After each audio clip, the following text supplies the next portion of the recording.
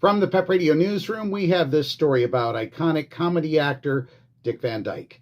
Comedy icon Dick Van Dyke celebrated his 100th birthday on Saturday, hitting the century mark some 6 decades after he sang and danced with Julie Andrews and Mary Poppins and starred in his self-titled sitcom. The funniest thing is, it's not enough, Van Dyke said in an interview with ABC News at his Malibu, California home. 100 years is not enough. You want to live more, which I plan to. As part of the celebration of Van Dyke's birthday this weekend, theaters around the country are showing a new documentary about his life, Dick Van Dyke, 100th Celebration.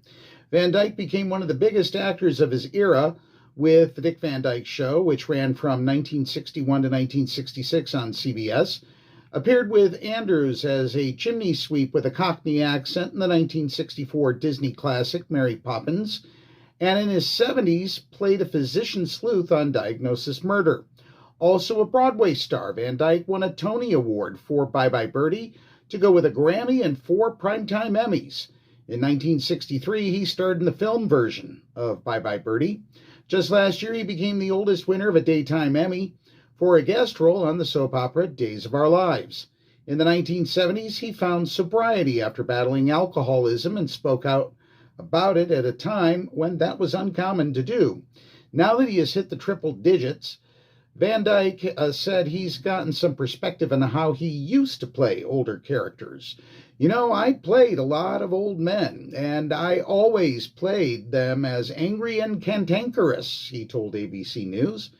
It's not really that way. I don't know any other 100-year-olds, but I can speak for myself. He recently imparted wisdom about reaching the century mark in his book, 100 Rules for Living to 100, An Optimist's Guide to a Happy Life. He credited his wife, 54-year-old makeup artist and producer Arlene Silver, with keeping him young. She gives me energy, she gives me humor, and all kinds of support, he told ABC News.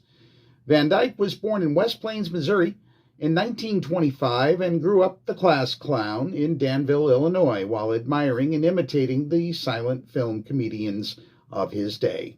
That's what we know for now from the PEP Radio Newsroom. Happy birthday, Dick Van Dyke.